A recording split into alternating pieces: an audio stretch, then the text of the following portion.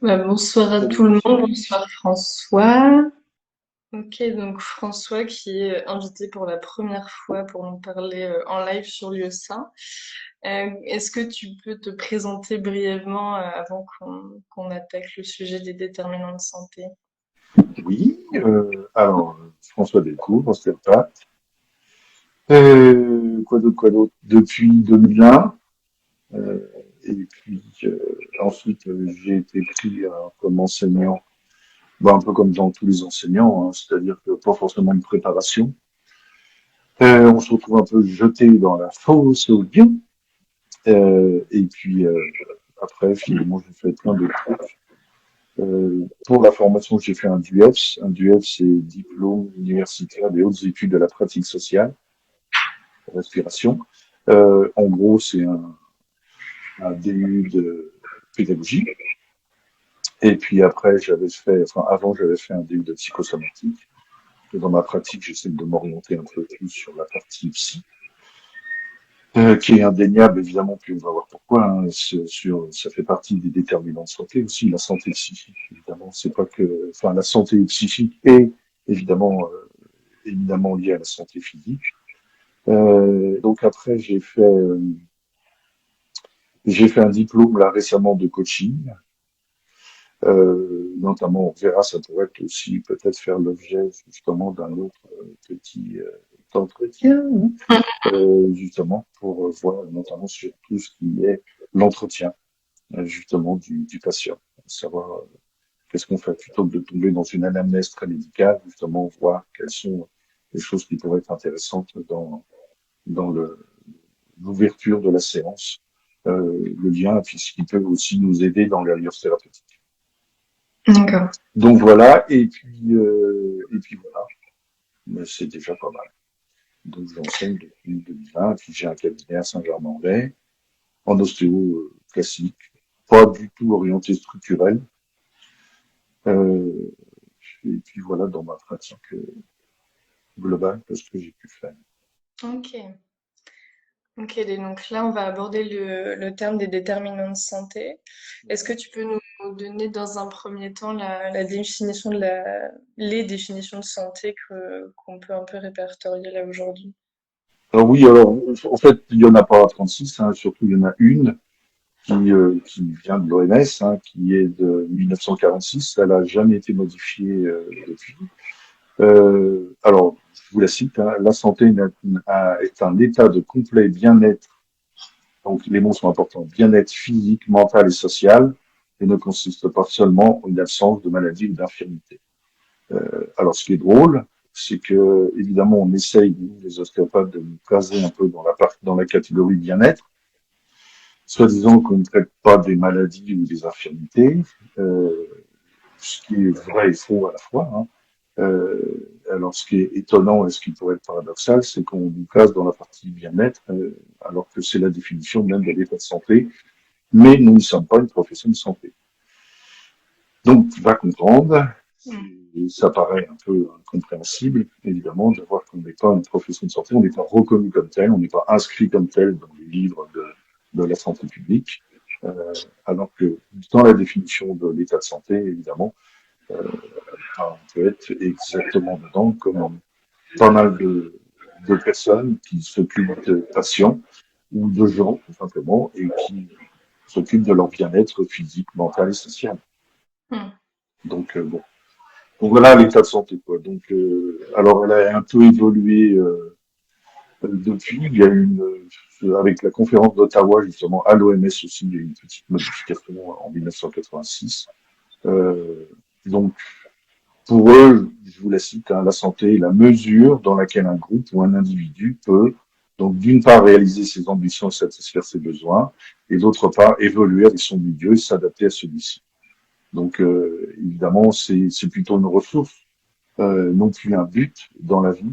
Euh, donc ça, c'est un peu, et puis évidemment, ça regroupe aussi l'environnement. Donc ça, c'est aussi, et notamment, alors sans faire un effet de mode, mais quand on parle justement de problématiques environnementales, on s'aperçoit que la santé est évidemment liée aussi à notre environnement, à environnement social, physique, psychique et autres. Donc, Et c'est pas, ce qui est important à comprendre, c'est qu'on n'est pas sur une histoire d'atteinte physique unique ou d'atteinte physique qui pourra avoir aussi une correspondance psychique, hein. Donc il n'y a pas que ça. C'est surtout ça qui est important. Et, même si pour préserver sa santé, il y a évidemment une nécessité aussi qu'il y ait un service médical, qu'il y ait des praticiens médicaux qui puissent intervenir une fois que l'état est vraiment détérioré. Le but du jeu, c'est d'imaginer que peut-être qu'il y a des gens qui pourront intervenir sur l'état de santé avant l'apparition justement de la maladie. Et c'est là où on peut jouer sur l'environnement. Donc, résultat, je dis toujours hein, que euh, en fait, j'ai pas l'impression qu'on fasse de la prévention médicale, parce que en tout cas, ça n'a rien de médical de faire de la prévention, parce que la prévention elle est liée aussi à l'environnement. Donc, si on s'occupe de l'environnement, finalement, ça n'a pas grand-chose de médical. Donc, donc, la préservation de l'état de santé, c'est important de le faire, à mon avis, avant l'apparition, évidemment, des maladies. Et je ne juge pas les pratiques médicales, je ne suis pas là pour juger des compétences que je n'ai pas. Et bien évidemment, je valide la, la, la prise en charge médicale en cas de maladie avérée ou autre. Donc on n'est pas là pour soigner les cancers ou je ne sais pas quoi, c'est toujours ce qu'on nous reproche. Et donc évidemment, il n'y a rien de mieux qu'un cancérologue avec tout l'arsenal et ses compétences qui est là pour soigner un cancer ou d'autres pathologies. Enfin, donc ça c'est important de mettre ça en avant. Ok. Donc voilà, donc après évidemment lorsqu'on parle de concept de santé, évidemment on parle aussi des modèles. Donc des modèles, ben, il y en a pas mal. Il y a des modèles, il y a le modèle biomédical qu'on connaît, hein.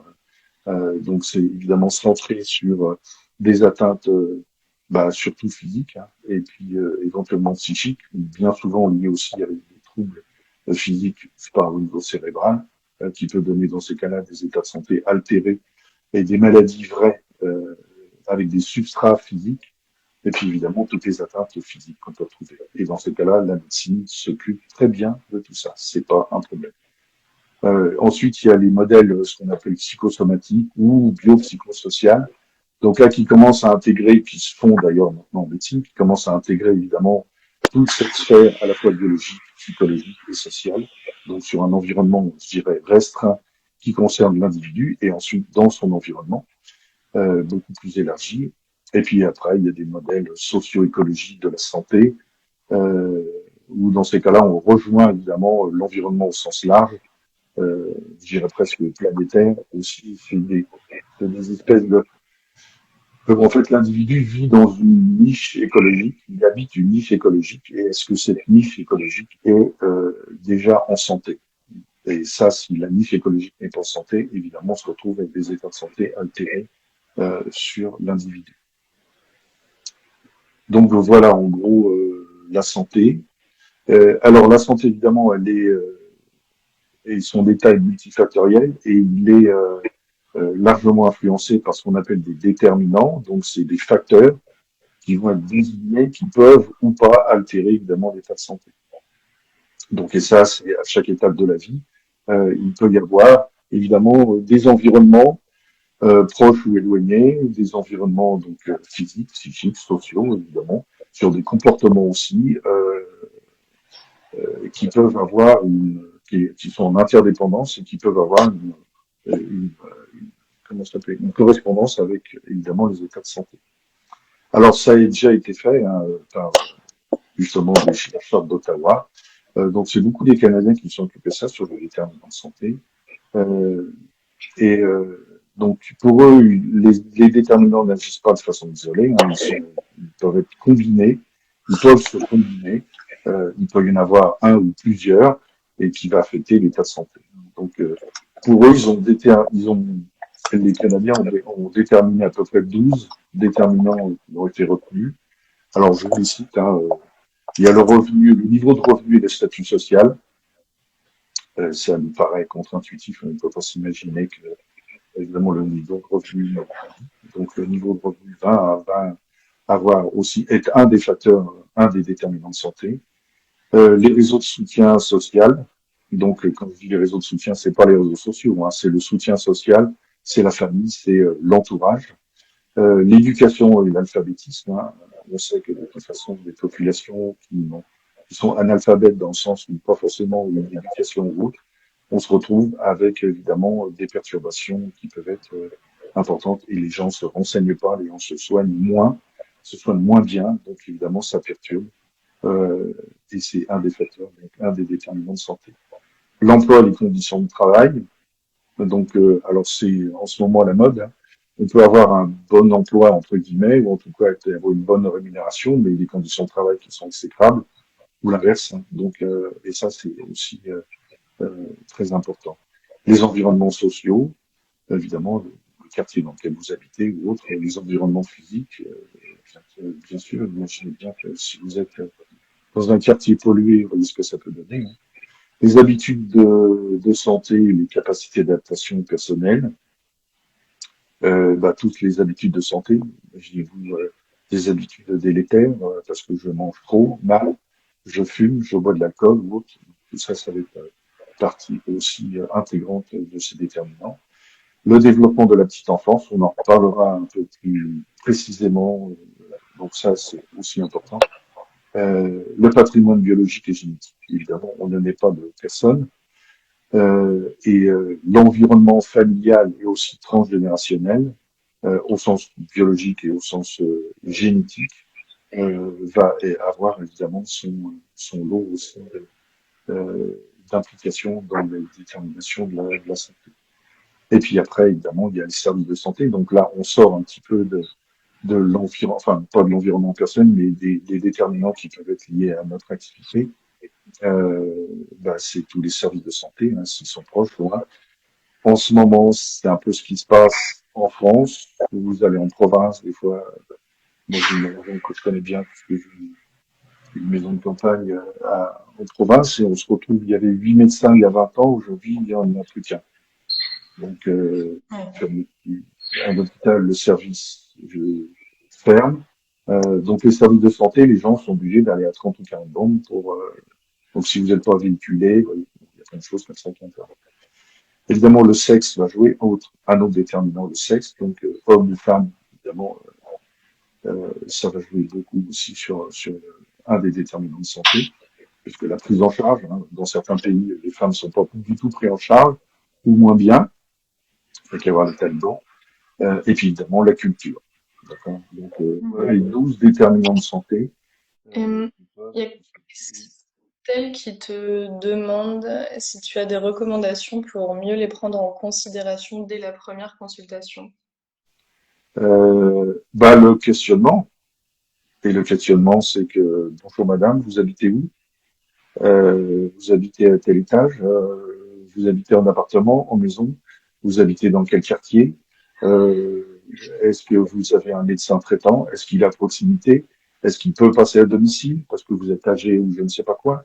Euh, Qu'est-ce que vous avez eu comme éducation? Qu'est-ce que vous avez fait comme travail? C'est pas la même chose entre quelqu'un qui a bossé comme éboueur ou quelqu'un qui a bossé comme trader. Donc, vous voyez, c'est pas du tout, il y a plein de choses comme ça qui peuvent intervenir. Donc, tout ça, Ouais. c'est un petit peu des choses qui peuvent paraître administratives, d'accord?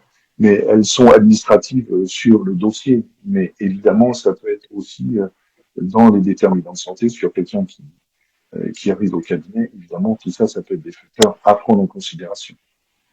D'accord. Donc souvent, Mm. les gens vous le disent, les gens le savent.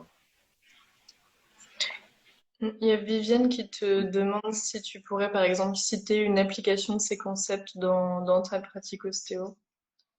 Est-ce que tu aurais un exemple particulier? Je sais pas où tu aurais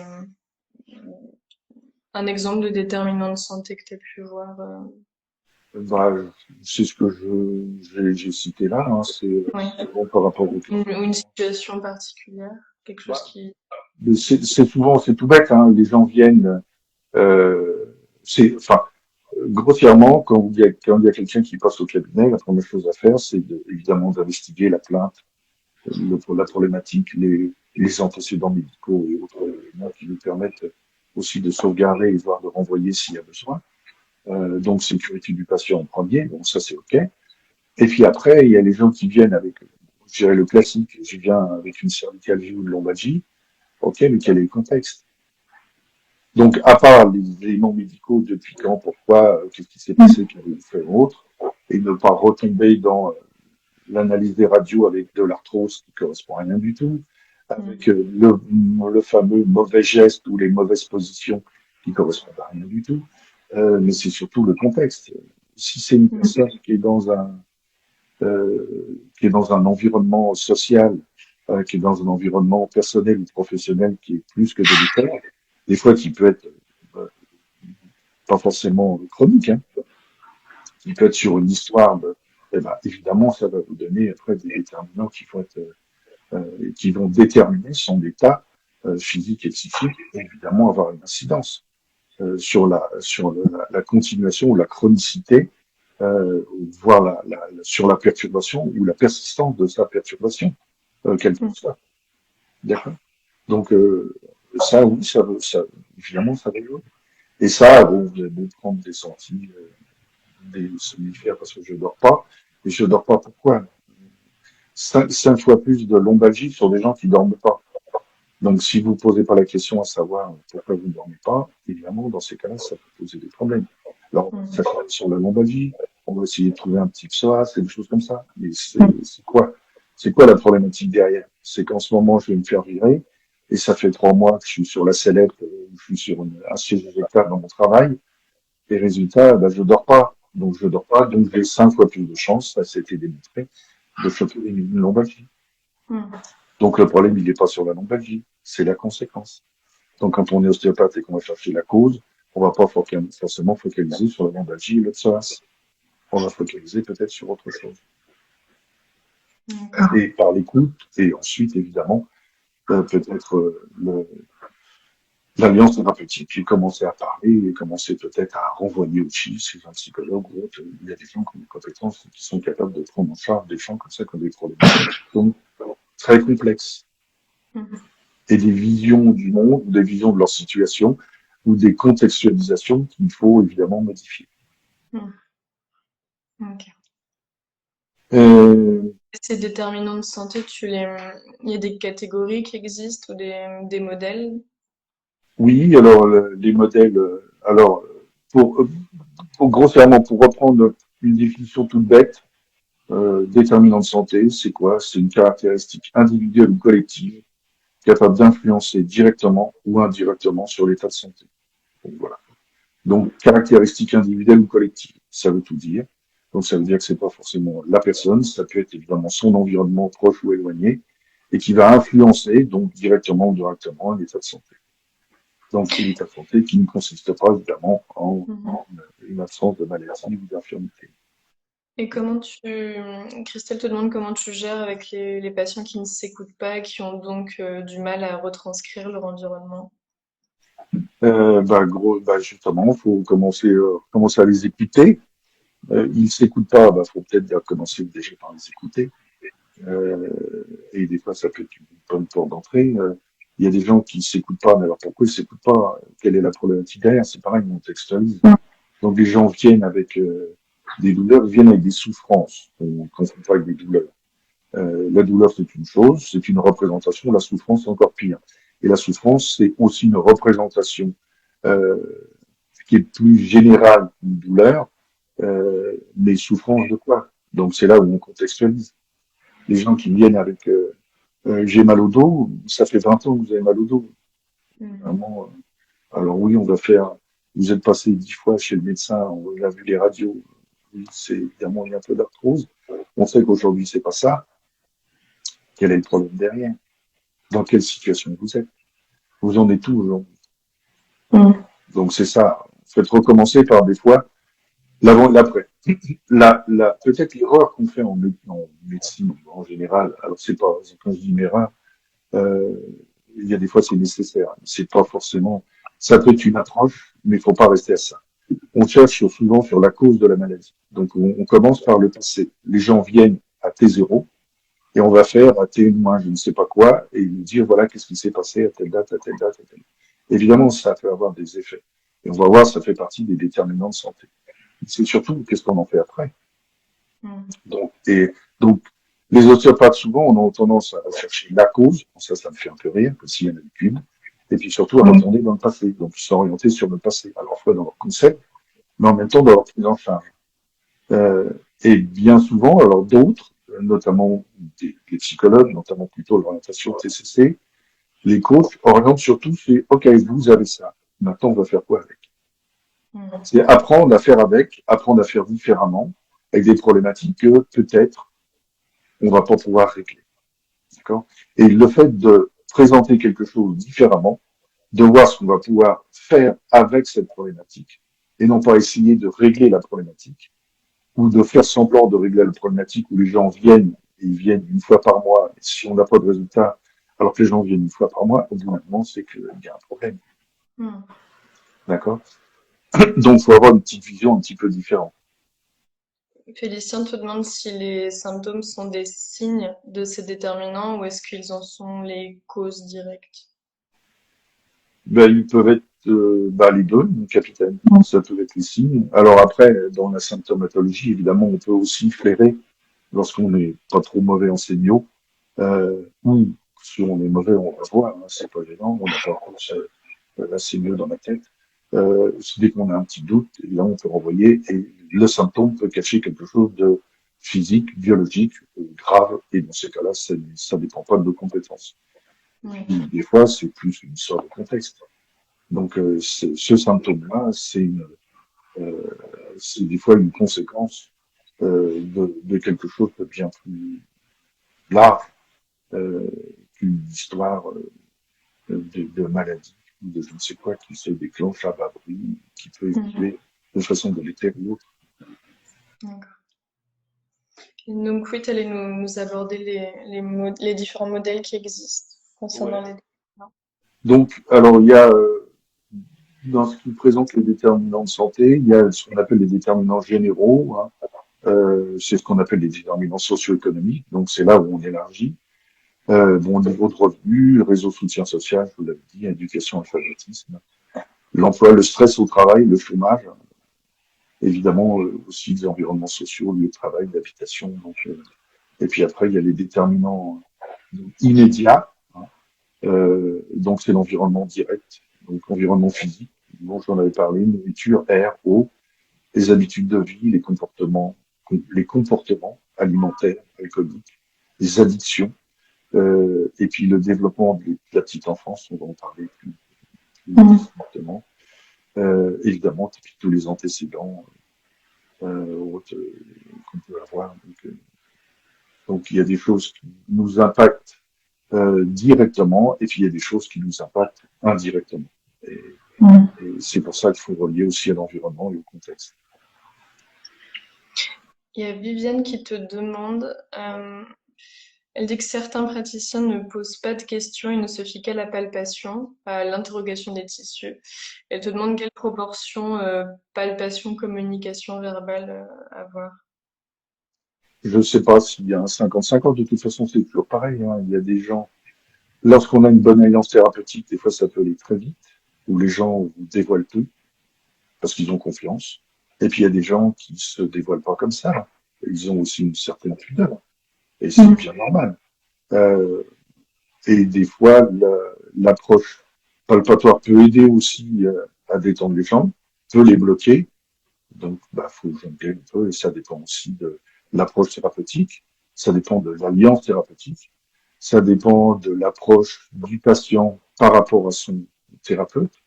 Est-ce qu'il y va comme ça un peu, genre, j'ai vu la lumière, je suis monté, vous êtes le premier que j'ai vu sur Doctolib et tout va bien.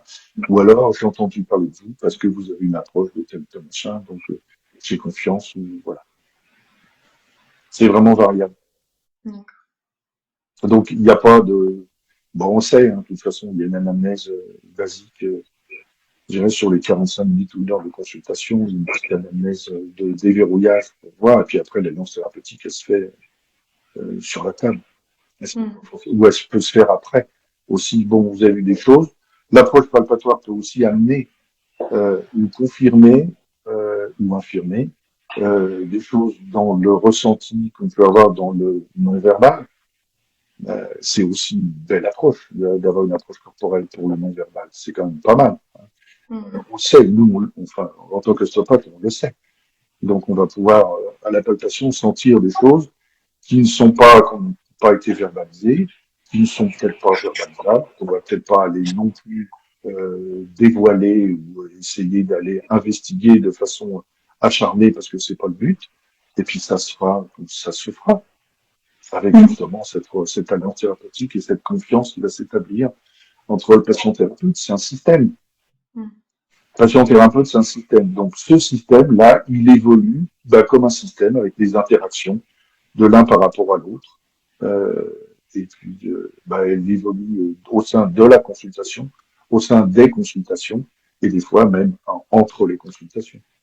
Mm. Euh, Et donc, il y a oui, deux modèles, il me semble oui, il y a un je modèle. mettrai en story après, en faisant Oui, la synthèse, les schémas de tout ça pour que ça parle peut-être plus facilement, mais peut-être que tu peux nous les présenter un peu comme ça. oui, il y a un modèle, le modèle de Dahlgren et Whitehead. C'est un modèle, ce qu'on appelle en arc-en-ciel. Vous verrez un petit peu le schéma. Donc en fait, évidemment, dans la partie centrale, imaginez un petit cercle et puis après des espèces de rayonnements qui vont être autour. Dans le cercle, évidemment, tous les facteurs liés au sexe, à l'âge et à l'hérédité. Hein. Donc ces facteurs somatiques et physiques. Et puis après, le style de vie personnel, donc les comportements et les environnements proches. Et puis après, tous les réseaux et les réseaux sociaux proches, environnementaux, communautaires. Évidemment, quand on habite dans certaines régions, quand on est dans une communauté, je sais pas, les Amish, c'est pas du tout le même environnement qu'un New-Yorkais. Donc, Mm. ça va avoir une influence. Et puis après, évidemment, il y a tout le milieu social, le milieu professionnel, conditions de travail, le chômage, l'éducation, l'agriculture, les productions alimentaires aussi de la région. Je bouffe bio, je bouffe pas bio, tout ça, ça va, les services de santé, le logement, on en a Mm. parlé, hein. C'est pas qu'une histoire d'escalier à monter pour une magnifique boîte, hein. C'est pas que ça, hein, le logement. Il y a plein de choses qui peuvent être intéressantes dans le logement aussi. Habiter aux Bahamas dans une baraque avec piscine, alors qu'il fait 20 degrés pratiquement toute l'année, c'est autre chose que d'habiter dans une région polluée ou autre, près de l'autoroute ou du périphérique. Dès que vous ouvrez la fenêtre, il y a un environnement bruyant, il y a de la pollution, avec des particules grosses comme ça. Vous imaginez ce que ça peut donner, quoi. Donc voilà, il y a plusieurs niveaux, hein. Les facteurs, premier niveau, évidemment, c'est les facteurs qui sont liés à la vie personnelle. Après, le second niveau, les réseaux communautaires et sociaux. Troisième niveau, ces facteurs liés aux conditions de vie et de travail. Et puis après, évidemment, les conditions socio-économiques, culturelles, environnementales, sociales, enfin, tout ce qui peut évidemment concerner de façon beaucoup plus éloignée. C'est un peu Mm. comme la notion de proxémie, hein. Vous savez, il y a des choses qui sont très proches du patient en contact physique, et puis après, plus on s'éloigne, évidemment, plus l'environnement va avoir aussi une incidence. Donc, Et, oui. Félicien te demande si l'individu peut modifier son interaction avec son environnement à travers le travail du corps avec un soignant, même sans prise de conscience sur ses déterminants de santé. Je n'arrive pas à parler. Euh, oui, oui. Alors après, la prise de conscience, elle se fait après. T'as pas conscience que tu bouffes des trucs pas terribles ou tu bouffes de la merde. Euh, Mm. et puis si le jour où tu es pris en charge par un thérapeute ou qui va te rebooster, qui va te remettre un petit peu au sport et puis qui va dire à ton alimentation, écoute, arrête le coca, bois de l'eau, peut-être que ça va avoir une influence, mais on le sait après. Mm.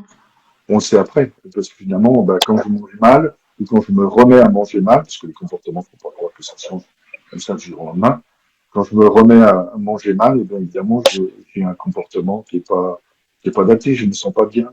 Il y a aussi des facteurs interoceptifs.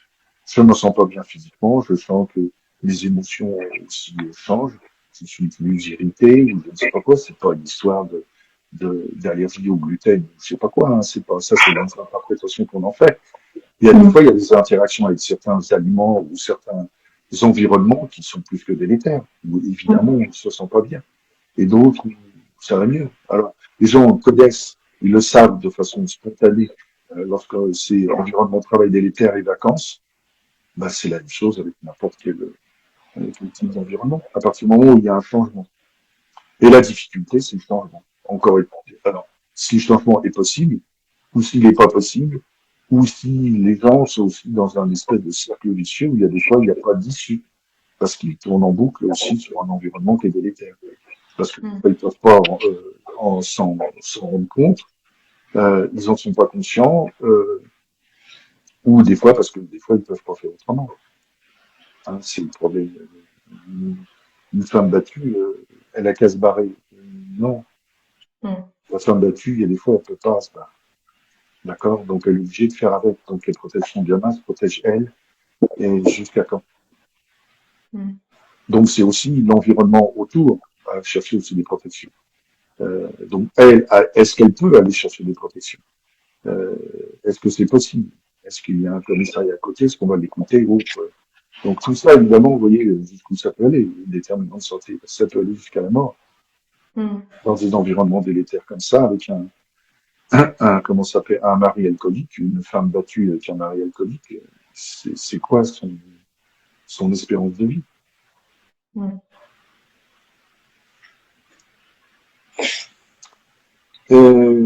Quoi d'autre, quoi d'autre?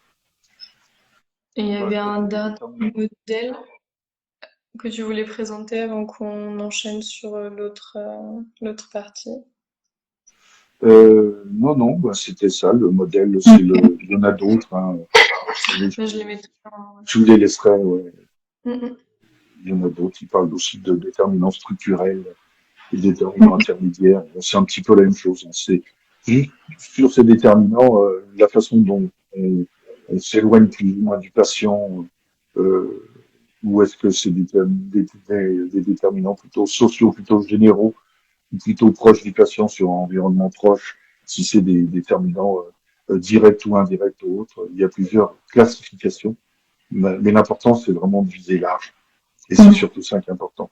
Et pas forcément se fixer sur la maladie et les causes de ces maladies. Il y a Félicien qui a une question qui conclut plutôt bien la première partie. Il demande qu'est-ce qui n'est pas un déterminant de santé finalement. Bah, finalement, oui. Mm. Qu'est-ce qui n'est pas un déterminant de santé? Franchement, j'en sais rien. Et dans, lorsqu'on a une vision relativement large comme ça, on voit qu'il y a plein de choses qui vont intervenir.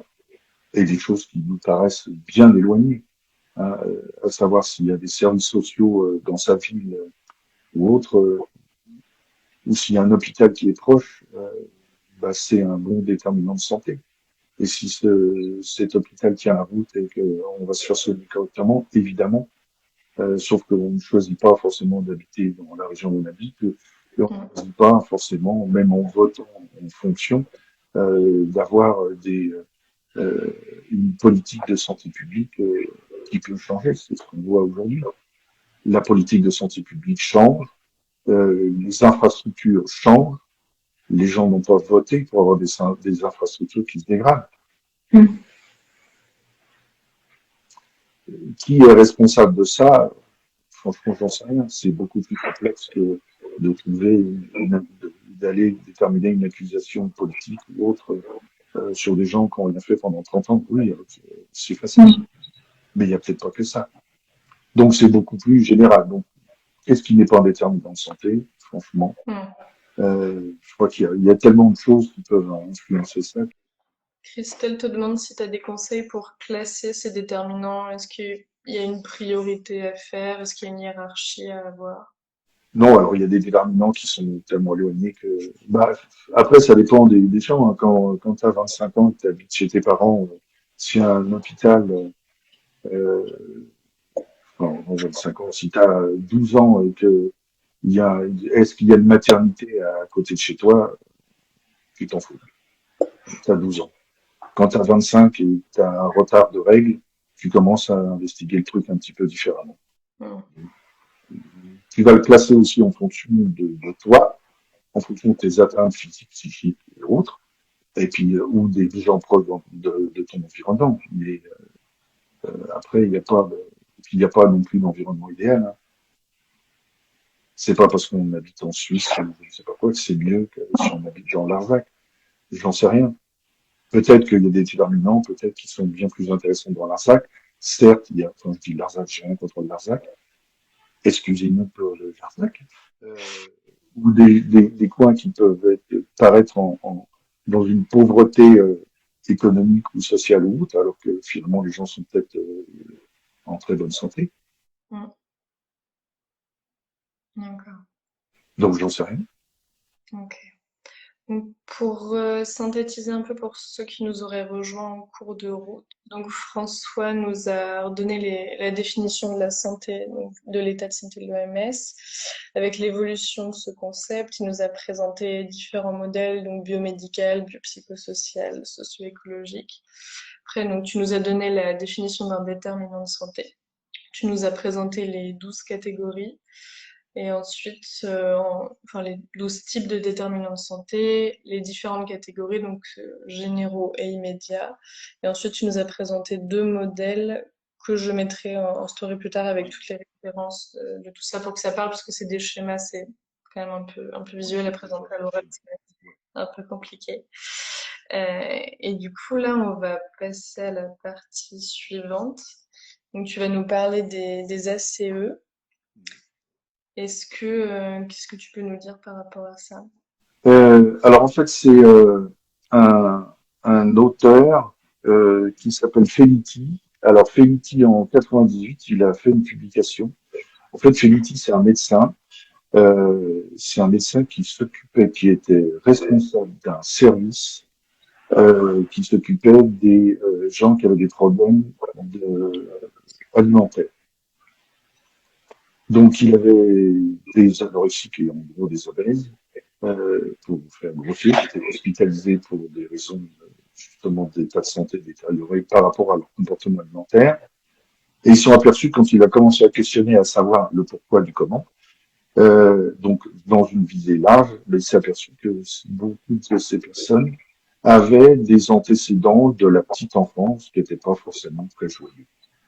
D'accord.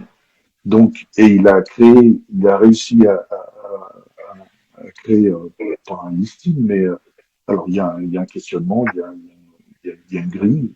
De- Oui, ils sont catégorisés, du coup, c'est ça? oui, oui, oui. Et il y a une grille, et à partir de cette grille, justement, lorsqu'on en a plus de, alors grossièrement, un événement, deux événements, trois événements, quatre événements, il y a une relation cause à effet sur des problématiques justement et de maladies. Alors c'est là que c'est intéressant, de maladies bien particulières. Alors des maladies bien particulières, on va avoir évidemment des troubles post-traumatiques. Donc ça, on peut s'imaginer que lorsqu'on a des événements délétères dans la petite enfance, on va avoir des troubles post-traumatiques, mais pas que physiques, pas que psychiques. On va avoir aussi des troubles physiques, bah, comme l'obésité, l'anorexie, des troubles des comportements alimentaires.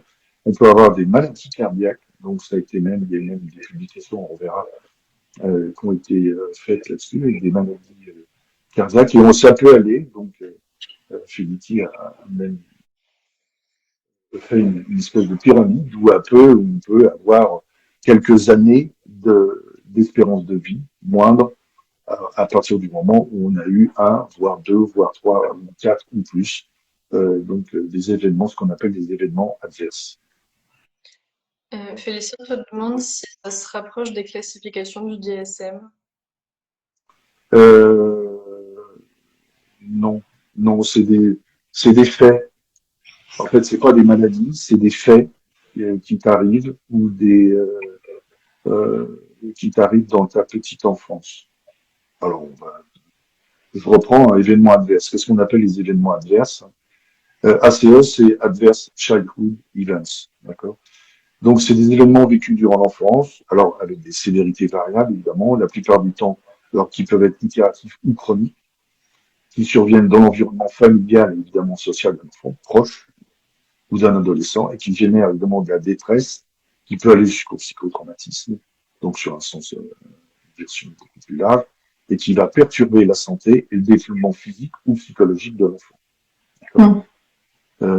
Donc, et avec des répercussions qui vont aller sur toute sa vie et qui peuvent être, même qui peuvent aller jusqu'à des espérances de vie qui vont dégringoler.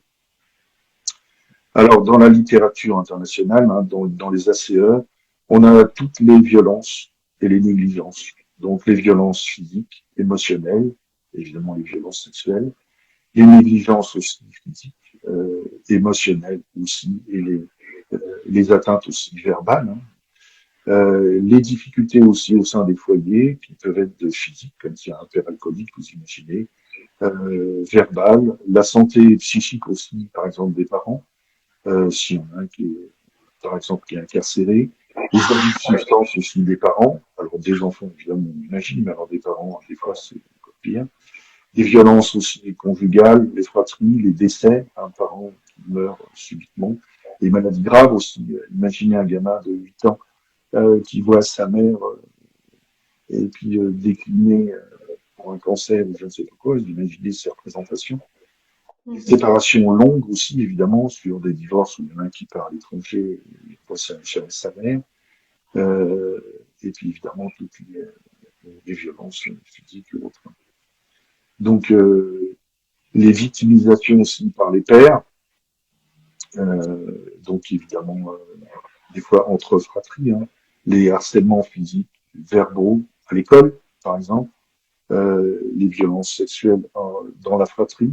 Il n'y a pas que les tontons un peu bizarres, hein, il y a aussi des choses qui peuvent être le rejet aussi par les pères, par du racisme, par des choses comme ça, le cyberharcèlement, ça c'est beaucoup plus récent. Mais tout ça, ça va avoir des impacts évidemment sur l'environnement de l'enfant, évidemment son développement. Et on va voir même son neurodéveloppement. Il y a aussi toutes les violences communautaires, par exemple, les bagarres, les combats physiques. Tu habites dans un quartier où ça bastonne tout le temps. Évidemment, imaginez un gamin qui naît et qui habite dans une favela, c'est pas du tout la même chose que s'il est dans des quartiers, dans les hautes sphères de New York, je ne sais où. C'est pas évidemment la même chose. D'accord. C'est jusqu'à quel âge? La fourchette, elle est jusqu'à Bon, c'est combien? dans les cinq premières années. Ça peut aller jusqu'à l'adolescence, hein. C'est Mhm. surtout sur les 5 premières années de la vie. Là, à l'âge où on a une construction psychique, une construction physique neuronale et une construction psychique qui va donner, qui va être une grosse partie, imaginez, des déterminants de santé psychique. Et on sait aujourd'hui de santé physique. Et Félicien qui te demande comment agir sur ces problématiques lorsque la personne vient plus tard consulter. La prise en charge psychologique est-elle la seule voie? Doit-elle être la seule voie privilégiée? Non, non, non, il y a pas la seule voie. Et c'est là, on verra, il y a Bessel van der Kolk, qui a publié un bouquin là-dessus. Euh, j'ai plus le titre en tête, ça y est, je l'ai de mémoire, je vais trouver ça.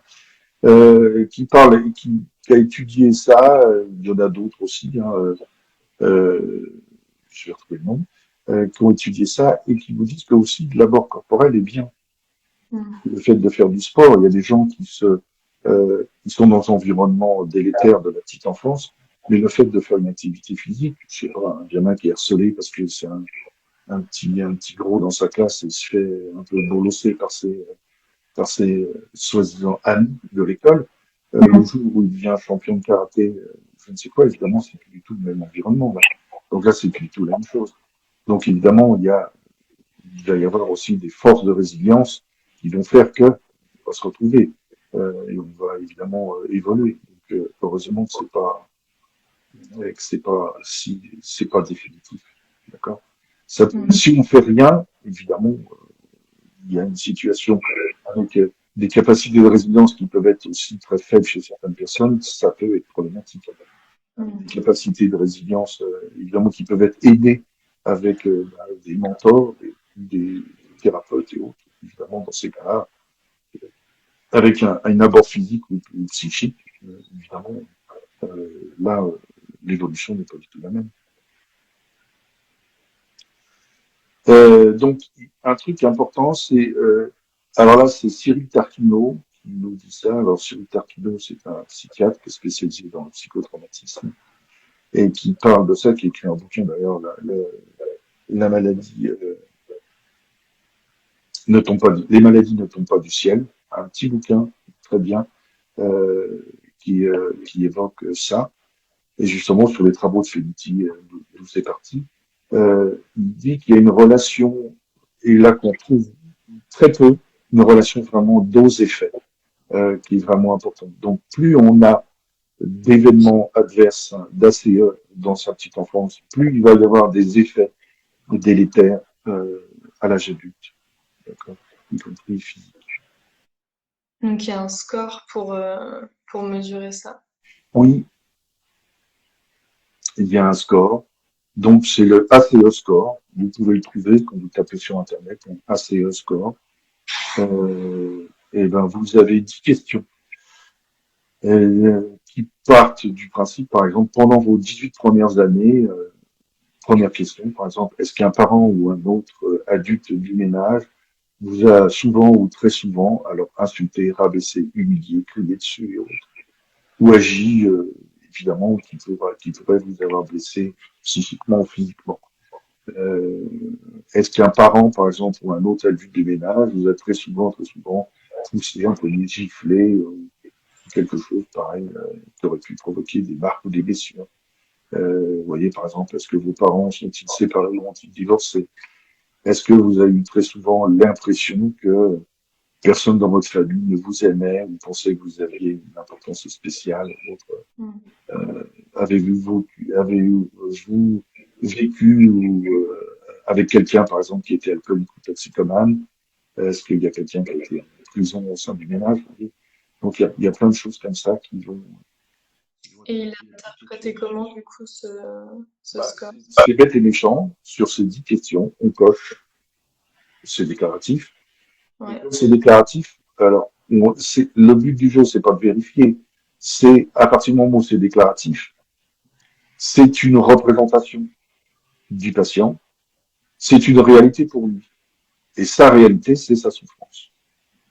Et sa souffrance et sa réalité, ça va conditionner, comme un déterminant de santé, son état de santé, évidemment, au long cours.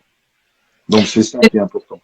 dans le cas de l'amnésie post-traumatique, par exemple, une personne qui remplirait ce score, qu'est-ce que ça Voilà, donne? donc dans le cas d'amnésie, bah, il n'y a rien. Mais c'est pas pour ça qu'il n'y a rien eu. D'accord. Donc des fois, il y a des gens qui se portent très bien parce qu'ils ont eu quelque part une stratégie de défense qui est inhérente aussi au fonctionnement du cerveau, qui fait qu'au bout d'un moment, on squeeze. D'accord. Mm. Donc on se retrouve dans un processus dissociatif avec une amnésie traumatique et dans ce cas-là, il faut surtout pas chercher à réveiller tout ça. D'accord. Ça peut se réveiller, mais il faut pas chercher à provoquer. Mm. D'accord. Et, D'accord. donc, et quand on cumule un, deux, trois ou quatre, évidemment, bah, ça peut avoir. Si je prends par exemple sur un score égal à un, sur par exemple la toxicomanie, sur un score égal à un, vous avez eu un événement. Bon, vous vous retrouvez par exemple avec 2 fois plus de risque d'usage de drogue en intraveineuse. Si vous en avez eu 4, c'est 40 fois plus de risque d'usage de drogue en intraveineuse. Donc on passe d'un facteur de 2 à 40. Mm. Donc Sachant que c'est des même un choses. score à 1, c'est hyper fréquent. Oui, oui, oui. Tous les gens qui ont des facteurs à 1, ils sont pas forcément, ils vont pas mourir ou se piquer. C'est pas le but. Par contre, quelqu'un qui est toxicomane, il faut se poser la question. Mm. Oui, c'est ça, l'amener dans l'autre sens. Oui. À partir du principe que, il y a un score atteint, ça veut dire que la personne Et va... c'est déterminé, et puis dans ces cas-là, on va droit dans le mur. Heureusement que c'est pas comme ça. Ouais. Quand, mais par contre, sur des gens qui ont vraiment des problématiques, y compris des troubles de Kazakh, des troubles du comportement, des addictions ou autres, on revient sur des précédents et on se dit qu'est-ce qui s'est passé. Mm. Et alors, il y a plein de questions. Christelle te demande si on peut comparer cela à de la résilience. La J'imagine. résilience, en fait, c'est la conséquence. Lorsqu'on a subi des traumatismes de la petite enfance, évidemment, si on est résilient, mais avec des résiliences, je dirais, intrinsèques, ou des résiliences qui ont été acquises parce qu'on a eu des comportements ou des gens, des mentors ou des thérapeutes ou d'autres qui ont pu aider et forcer cette résilience comme ressource. Et dans ces cas-là, évidemment, on a une, une évolution qui est beaucoup plus intéressante. Euh, Mm. si on n'a pas eu ça, évidemment, c'est beaucoup plus problématique. Mais tu qualifierais pas l'amnésie post-traumatique de résilience. Non, c'est pas je pense pas, il faudrait voir avec des spécialistes de ça, mais l'amnésie traumatique, c'est une sauvegarde. Mm. Une sauvegarde pour ne pas, imagine un enfant qui subit des traumatismes physiques, qui se fait battre tous les jours, je ne sais pas, qu'au bout d'un moment, il va commencer, non pas à oublier, hein, mais il va chanter, parce que de toute façon, c'est tellement insupportable que venant en plus d'un parent, on fait quoi? Donc c'est le Mm. cerveau qui se regarde tout ça, parce que c'est dans les représentations, c'est non représentable. Si c'est non représentable, au bout d'un moment, hop, ça change. Mm. D'accord? C'est un processus de dissociation, mais quelque part qui représente une sauvegarde. Mm. Vivienne te demande à partir de quand tu décides de référer chez un praticien de santé mentale. Euh, à partir du moment où je sens qu'il y a peut-être eu des facteurs que tu peux pas forcément gérer. Il y a des modes de représentation que le passage par le corps ne suffira pas. Et toujours Mm. pareil, faut toujours voir ses compétences et se faire aider par des gens qui ont des compétences autres. Sur quelqu'un qui avoue un trouble, un stress post-traumatique ou autre, enfin les gens qui ont subi des attentats de Paris en 2015 ou autres, qu'est-ce qu'on en fait? Il peut y avoir un abord corporel, mais il n'y a pas que ça. Il y a besoin d'un suivi autre et un suivi pluridisciplinaire. Mm. Et alors les psys n'envoient pas chez les thérapeutes corporels tant qu'il n'y a pas des atteintes physiques. Euh, la question à se poser, c'est peut-être que pour les atteintes psychiques, est-ce que les atteintes psychiques non pas non plus ne peuvent pas causer aussi des atteintes physiques? Mm. Oui, donc il faut tourner aussi la question. Voilà. Et puis évidemment, des atteintes physiques, quelqu'un qui a sauté sur une ligne, vous imaginez bien que c'est pas que de la rééducation qu'il va falloir faire. Mm. C'est pas que de l'abord corporel. C'est pas que de travailler sur les cicatrices. Peut-être falloir aussi voir quelle est la représentation de son état de santé, quels sont les déterminants qui ont fait qu'il est dans cet état-là aujourd'hui. Mm. D'accord? Donc, on Ma- Il y a Marie qui te demande si c'est réversible ou est-ce qu'en thérapie il faut composer avec et seulement accompagner. Si oui, de quelle manière on accompagne pour aider la personne à trouver du mieux dans son quotidien. ça, bah, ça, il y a toutes les techniques.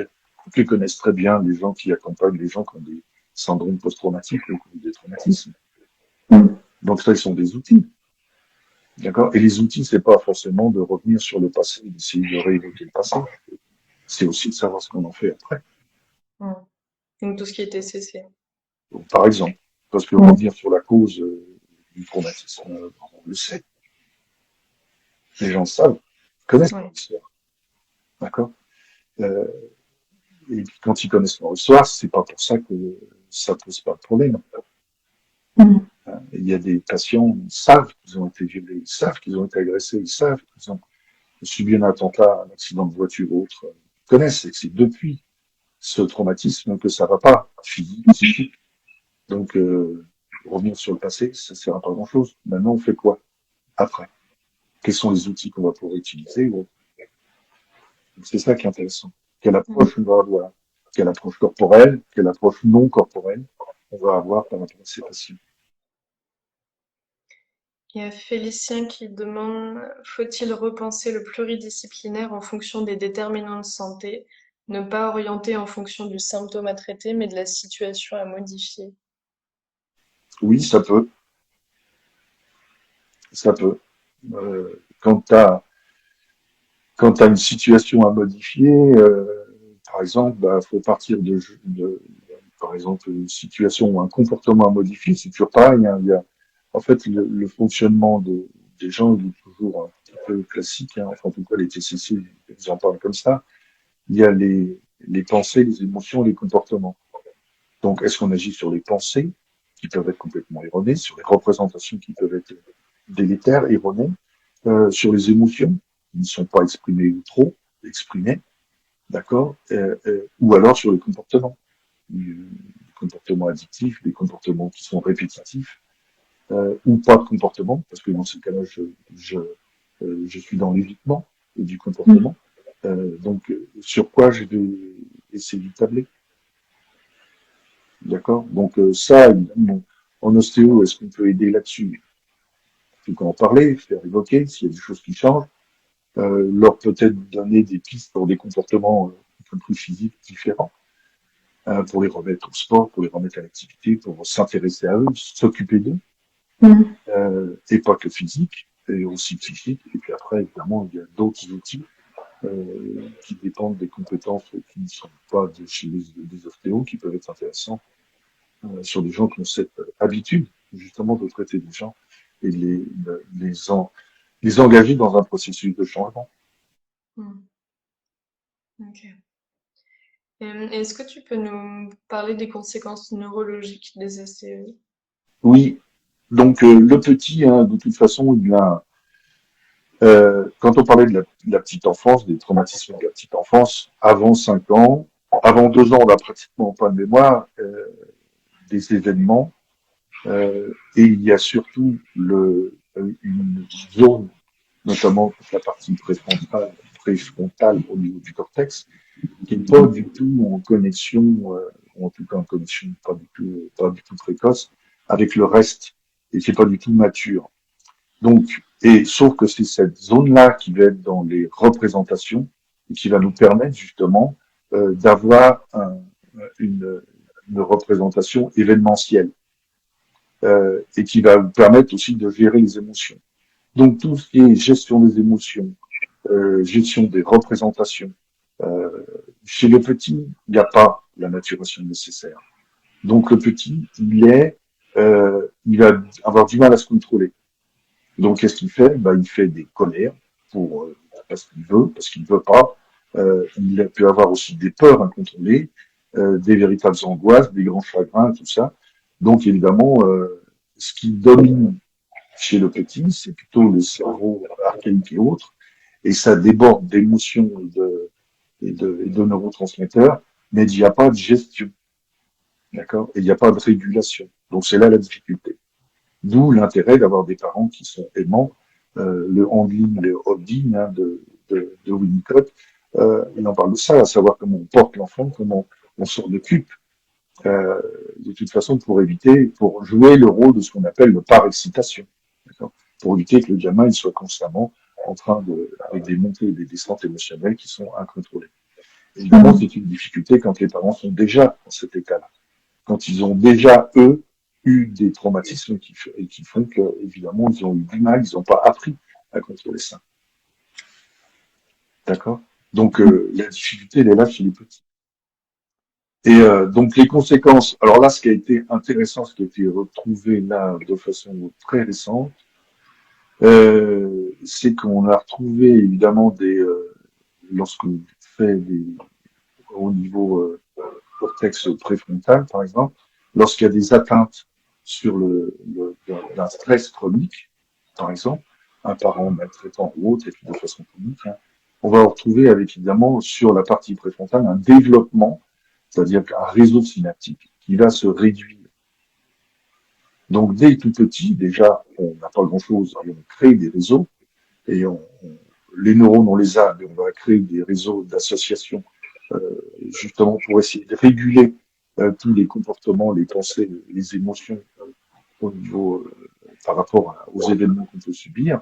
S'il n'y a pas de contrôle, qu'est-ce qui va se passer? Et le fait d'avoir des atteintes très précoces et des phénomènes de stress chronique, parce que évidemment il y a une espèce de soupe d'hormones et de stress, notamment des glucocorticoïdes, qui vont faire que ça va bloquer ce système de développement.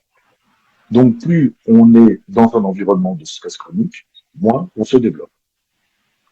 Donc on va se retrouver avec des gamins qui évidemment vont avoir des difficultés aussi de neurodéveloppemental, donc comportemental. D'accord? Donc les gamins vont avoir des comportements peut-être un peu bizarres. Évidemment, après, un état de santé, pareil. Donc tous les événements de la petite enfance délétères vont avoir des effets, évidemment, comme déterminants de santé. Mais alors là, on est dans le physique. Évidemment, c'est des comportements psychiques, mais il y a aussi, évidemment, des états physiques. Et notamment, alors il y a une étude qui est sortie en 2022, je vous laisserai, de Arnaud Tanti, là, parle de filets périneuronaux. Donc en fait, ce sont des protéines sur des enfants qui ont été maltraités qui vont faire qu'au niveau du préfrontal, on va avoir des espèces de filets, un peu, imaginez un filet de pêche, qui va entourer euh, un, un neurone et qui va lui limiter sa plasticité cérébrale. Donc limiter ensuite les connexions de ce neurone avec son environnement. Et ces filets périneuronaux, là, ils vont filer des réseaux, quoi, si vous voulez, ou empêcher le développement de ces réseaux, et qui va donner évidemment des prédispositions, bah, des troubles de comportement, des troubles dépressifs ou autres.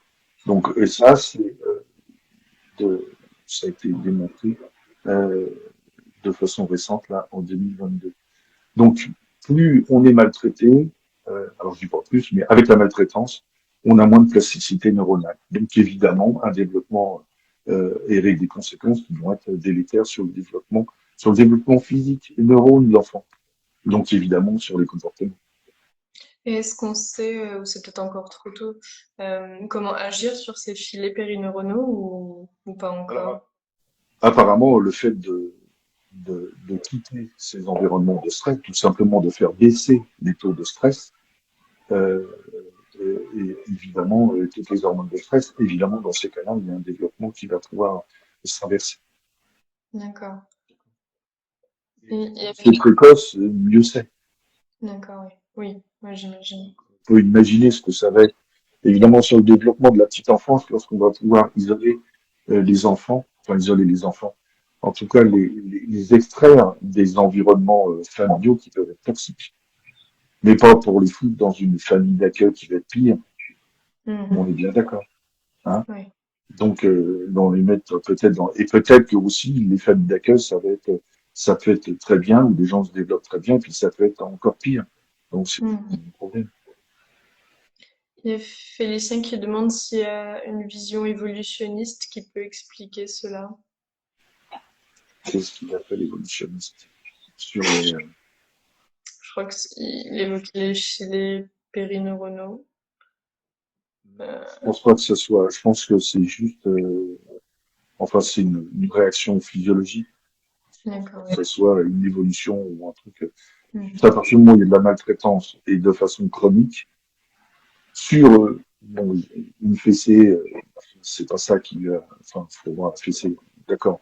Mais un gamin qui est battu, qui est injurié, qui est insulté, qui est délaissé pendant des années, c'est ça en fait qui va créer ces filets périneuronaux là, qui va faire que il va avoir un espace neurodéveloppemental qui va dégringoler. Mhm. Christelle te demande si ça graverait dans le marbre des comportements, ces Non, filets. ça aggrave pas dans le marbre.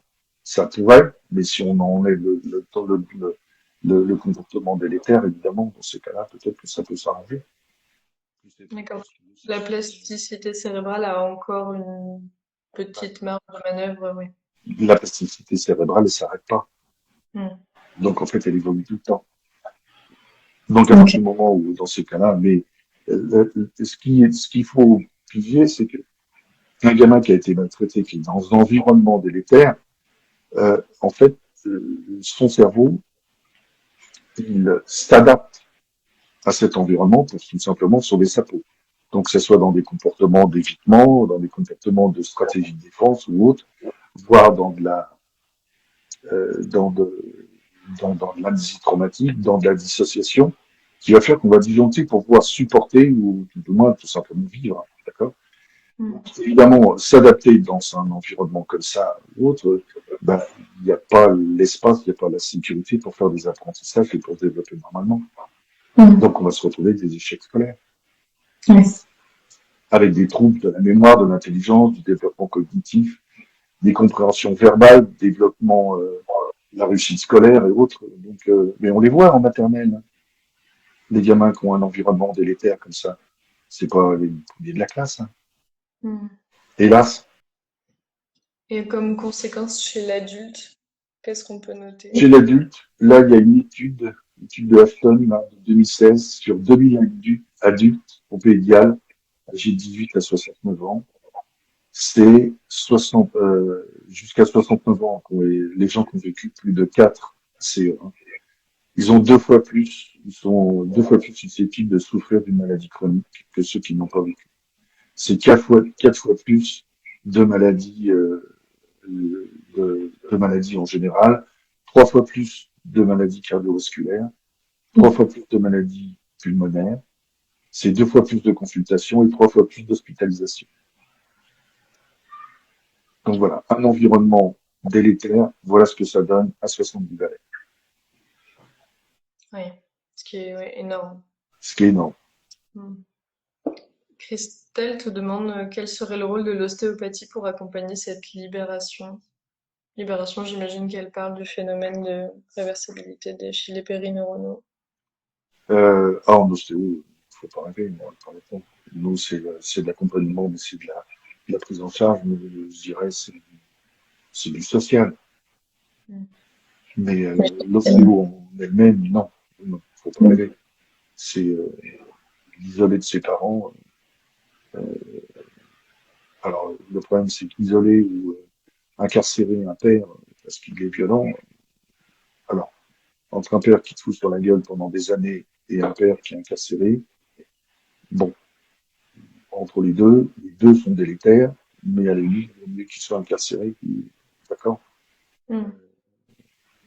Donc, mais en fait, c'est ça. Faut surtout des systèmes de protection qui vont faire qu'on va et des systèmes d'accompagnement, des systèmes d'éducation, des systèmes de prise en charge médicale, psychologique ou autres qui vont faire qu'on va aider les gens. Hmm.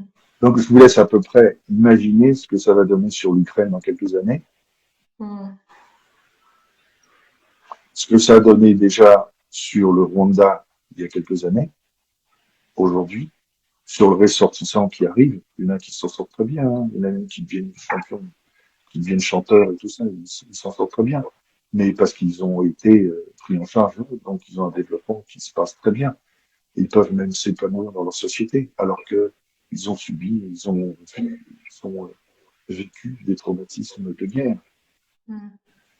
D'accord? Donc, c'est pas clair et définitif, mais si on peut évidemment éviter ça,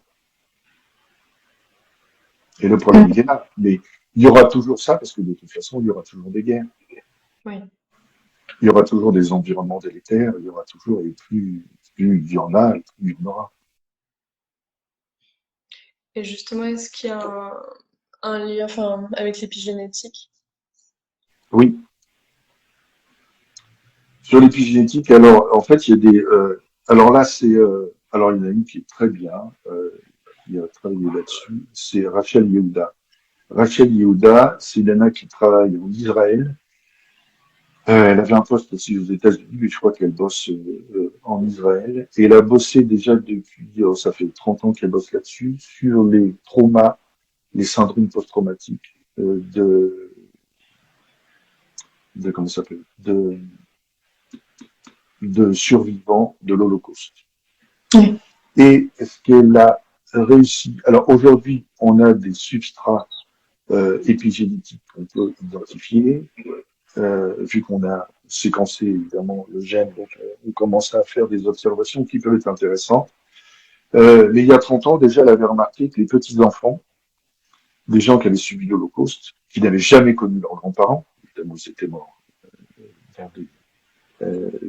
sur place, les petits-enfants pouvaient avoir des syndromes post-traumatiques identiques à leurs grands-parents. Hmm. Donc ça avait posé des questions, elle dit qu'est-ce qui s'est passé. Donc il peut y avoir une transmission, je dirais, alors, transgénérationnelle, et on sait aujourd'hui qu'il y a un substrat là-dedans, et le substrat il est épigénétique, notamment sur les histoires de mutilation. Donc, lorsqu'on a de la maltraitance, on a évidemment euh, je l'ai dit, une espèce de soupe d'hormones de stress. Et il y a des gènes qui arrivent à réguler notamment ces gènes de stress et la production en particulier de glucocorticoïdes. Et lorsqu'on a des processus d'acétylation ou de méthylation, donc méthylation va bloquer l'action du gène qui va réduire le taux de glucocorticoïdes, et l'acétylation, au contraire, on va aider. Donc, eh ben, la maltraitance ou les ACE vont provoquer des méthylations de certains gènes. Alors, il y en a deux qui ont été déterminés. Le gène NR3C1, ça donne pas grand-chose, et on a retrouvé qu'il peut s'inactiver, donc être méthylé lorsqu'on a subi des maltraitances. Et ça, cette méthylation, elle peut perdurer jusqu'à 3 générations. Par exemple, en cas d'inceste, c'est sur 3 générations. Et ça peut être pareil après, donc, sur les survivants de l'Holocauste, ou les survivants, les gens qui ont vécu des guerres et autres, et qui vont donner donc, une vulnérabilité sur des syndromes post-traumatiques, des vulnérabilités aux maladies psychiatriques, par exemple, par rapport à des patients qui n'ont jamais rien vécu, ou dont la famille n'a jamais rien vécu. D'accord? Donc, c'est des protéines, en fait, qui vont réguler les récepteurs glucocorticoïdes, et en fonction de l'activation ou de la désactivation de ces gènes, donc méthylation inactivée, acétylation activée, on va avoir dans ces cas-là un taux de, chez les descendants, un taux de glucocorticoïde qui ne sera pas régulé. Donc ils vont avoir des comportements identiques à ceux qui ont subi les traumatismes. Hmm. Donc sur 3 générations. Ça peut aller jusqu'à 3 générations. Enfin, pour cela en tout cas. Oui. Donc, alors évidemment, le but du jeu, c'est de voir est-ce que les gens qui ont subi, par exemple, des traumatismes, ou de la famille a subi des traumatismes, est-ce qu'on peut voir quel état sont ces chaînes, donc vérifier l'état de mutilation, et voir si des thérapies, par exemple d'exposition, ou des thérapies adaptées, psychologiques, mais why not des thérapies aussi physiques, hein. Est-ce que le sport, est-ce que pas mal de choses peuvent les psychothérapies, on sait, est-ce que ça provoquait, est-ce que ça peut générer des processus d'acétylation? Donc, inverser les processus de méthylation. Ben oui, ça a été démontré. Donc, il y a l'influence, évidemment, l'épigénétique, c'est l'influence du contexte. Donc, les processus de méthylation et d'acétylation, c'est des processus épigénétiques. Et ça peut changer. Et ça peut changer en fonction du contexte. Donc les psychothérapies, les histoires par exemple de pleine conscience, les histoires aussi de modification d'état d'état de conscience aussi peuvent jouer là-dessus. Le sport, les relations amoureuses, je ne sais pas, un environnement épanouissant va inverser et en fait donner des ressources de résilience et d'adaptation. Donc, Hmm. et c'est des processus de transformation évidemment de soi et de son rapport au monde. Et ça, évidemment, ça marche. Donc ça, c'est l'élément. Et Félicien qui te demande, est-ce que c'est quelque chose qui était déjà compris et admis en médecine avant les découvertes sur l'épigénétique? Qui a été constaté, on le sait. Mais le problème, c'est qu'on n'avait pas le substrat physique. Et c'est Hmm. là où le biopsychosocial est intéressant, c'est qu'il peut y avoir des comportements psychologiques, il peut y avoir des événements sociaux qui vont interférer en tant que déterminants de santé, mais quelque part, l'intérêt et la recherche fait que, évidemment, le but du jeu, c'est d'avoir un substrat physique. Hmm. Donc, un substrat physique ou génétique, est-ce qu'on va passer par là? Qu'est-ce qu'on va pouvoir en faire? Est-ce que ça va nous donner une idée sur la transformation possible, y compris la transformation par rapport à ce qu'on peut faire en thérapie psychique ou en thérapie physique? Ce qu'on fait, et les psychothérapeutes, mais nous, les thérapeutes, est-ce qu'on ne fait pas finalement la même chose? Comment ça s'appelle? Cyril Tarquino dit la psychothérapie est foncièrement un processus de transformation de notre représentation du monde et de notre représentation de nous-mêmes. Ce n'est que ça. Mm. Ce n'est que ça. Donc c'est là où on revient sur les processus de transformation. Comment vont s'établir ces processus de transformation, quel que soit l'abord. Est-ce que c'est un abord psychique ou est-ce que c'est un abord physique? Si la transformation est adéquate et ça engendre une modification et une transformation de nos comportements, de nos pensées, de nos émotions, mais on y va. On y va. Que ce soit psychothérapie, que ce soit physique, que ce soit tout ce qu'on veut. À la limite, on s'en fout. L'important, Mm. c'est que ça ait des résultats. Après, ce qu'on nous reproche, c'est bien beau d'avoir des résultats, mais sur quoi vous basez-vous? D'accord? Quels sont vos critères de jugement? Et là, l'avantage des recherches récentes sur les critères épigénétiques et sur les histoires de méthylation et acétylation, on voit que ça peut changer aussi pas mal de choses. D'accord. Donc, il n'y a pas de processus. Il y a un processus chimique intrinsèque qui crée cette transformation, mais il n'y a pas de processus externe. C'est qu'on n'a pas shooté les parents au médoc, les enfants ou les adultes au médoc. D'accord. Donc, c'est ça qui est intéressant. Donc, les processus de transformation peuvent se faire aussi de façon sur ce qu'on appelle des interventions non médicamenteuses. D'accord. Et maintenant, on commence à avoir des traces pour justement procéder à trouver des ressources, déclencher ces ressources, procéder à des processus de résilience, déclencher des processus d'adaptation pour provoquer le changement. Mm. C'est ça le but. Et pour conclure par rapport à tout ça, est-ce que tu pourrais nous parler des limites justement de la résilience? Oui, donc la résilience provient pas uniquement de nos pratiques individuelles. Hein. Le problème, c'est que c'est toujours l'éternel adage, on dit quand on veut, on peut. Mais va dire ça à un mec qui est en tôle et qui en prend pour 20 ans. Ça fait 3 semaines qu'il est dans sa prison. Euh, il a peur des douches, hein, et puis on va lui dire, il est là pour 20 ans, il va lui dire, bah, quand on veut, on peut. Mm. Non, bah, lui, il veut sortir, mais il peut pas, d'accord, et il pourra pas. Donc, le problème de considérer que la résilience provient que de nos pratiques individuelles, évidemment, ça nous rend responsables et coupables. Ça Mm. commence à être problématique, d'accord. Surtout qu'on a vu que sur les ACE et puis sur les déterminants de santé, on voit bien qu'il y a des processus où on n'est pas, c'est pas uniquement nos pratiques individuelles qui va provoquer, qui va être qui vont être des déterminants de santé qui vont provoquer nos altérations de santé et apparition de maladies. Mm. Donc, je prends toujours, imaginez un coach en développement personnel qui est une personne qui souffre de burn-out.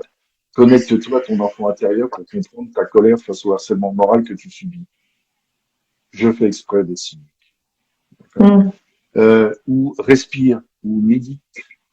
D'accord. Évidemment, ça suffit pas. Ou prends en charge ta santé mentale et finis par la nutrition, le sommeil, le machin. Ou pense positif. C'est bien gentil la pensée positive, mais s'il y a que ça, évidemment, ça suffit pas. Hein. Euh, Imaginez, par exemple, ayant subi des violences sexuelles d'un prêtre qui vous dise prie et Mm. continue à prier. On va aller loin avec ça. Imaginez des gens qui ont subi des violences physiques du père, que le juge ordonne une garde partagée, voire exclusive chez lui. D'accord.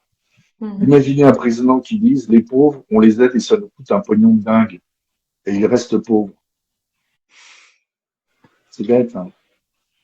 Mais imaginez quand même. Ouais. Donc, aucune thérapie, aucune retraite spirituelle, aucune séance de yoga, aucun câlin aux arbres, d'accord, va régler la solution, va régler la situation, mais changer la perception. Donc, ça ne veut pas dire qu'il ne faut pas le faire. Si tu veux aller faire du câlin aux arbres, faire de machin, je m'en fous, vas-y. Si ça peut changer ta perception, c'est très bien. Ça va pas forcément changer ta situation. Mm. D'accord. Mais changer ta perception peut, dans ces cas-là, changer la situation.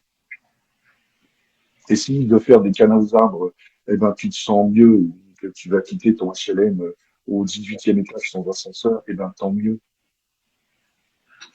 D'accord? Mais Mm.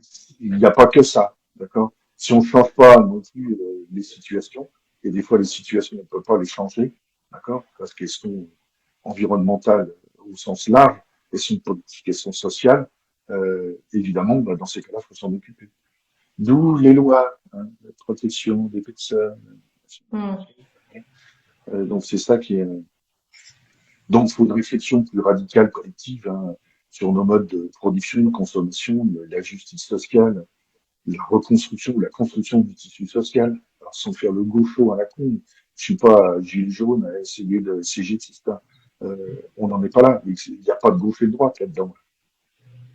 Parce que, évidemment, les ACE, là, c'est dans tous les milieux, Oui. y compris chez les très riches ou les très pauvres. D'accord. Alors, c'est un peu pire dans les favelas que dans les bons quartiers. Mais quoi que, Hmm. d'accord. Ouais. Donc, faut toujours se méfier, évidemment, par rapport à ça. Hmm. Bah, merci beaucoup, François, pour tout ça. C'était très, très riche. Évidemment, vous pouvez encore poser une ou deux questions s'il y en a qui viennent. Et évidemment, ce live, il est enregistré. On va le retranscrire pour que les gens qui n'ont pas pu suivre en entier puissent voir tout ça. Et puis, donc, je vais mettre en story un résumé, une synthèse un peu de tout ça, toutes les références des études que tu as évoquées, les schémas de tous les modèles de déterminants de santé. Félicien qui te dit que tu es trop fort d'arriver à transmettre tout ça en humour. Qui te Christelle te dit merci. Il me semble que j'en ai zappé une où Viviane te demandait, on peut peut-être conclure définitivement là-dessus. Ce sera Viviane qui aura la question de la fin. Qu'est-ce qui peut motiver un thérapeute à devenir thérapeute? Bonne chance pour cette question. Oui. Qu'est-ce qui peut motiver? Euh, Peut-être son empathie. Alors, pourquoi il est empathique? Parce qu'il a une hypersensibilité, Hmm. ou peut-être parce qu'il essaye de réparer quelque chose. Vous Hein. pouvez recevoir ça, tous les thérapeutes qui regardent. Voilà. Prenez ça dans la bouche. Hein. Voilà. Et Donc, une bonne évidemment, soirée à vous. lorsqu'on est soignant, on soigne qui? Ouais. C'est toujours l'éternelle question. Hmm. C'est pas anodin si les gens qui ont subi des traumas ou autres, ils sont plus à même d'essayer d'aider. Ils peuvent pas ou autre. Hmm. Évidemment, les gens les plus pauvres, si on prend le domaine du foot, il y en a quelques-uns qui sont vraiment partis de rien dans le foot et qui sont devenus champions dans des équipes hautes. Quand ils repartent chez eux, ils ouvrent des écoles, ils ouvrent des trucs et ils roulent pas en Ferrari. Ils en ont rien à faire. Hmm. C'est pas ça le problème. Enfin, en tout cas, ils en ont une, mais pas deux. C'est pas la peine d'avoir une Ferrari remplie de Ferrari. Hmm. Donc c'est ça, c'est thérapeute ou accompagnant ou aidant ou autre, on s'en fout. Mais c'est beaucoup. Il faudrait voir les statistiques, mais c'est aussi bien souvent des gens Hmm. qui ont déjà subi des choses. Ouais. Ok. Bah, merci infiniment François pour tout ça, pour toute ta transmission, Merci. tout le travail que tu as fait pour nous présenter tout ça. Et puis donc on vous tient au courant de ça et puis vous pouvez venir voir les prochains lives les dimanches soirs sur d'autres thèmes très sympas qui arrivent. Merci beaucoup à tout le monde et bonne Merci à soirée, vous. bonne Bonne semaine. soirée.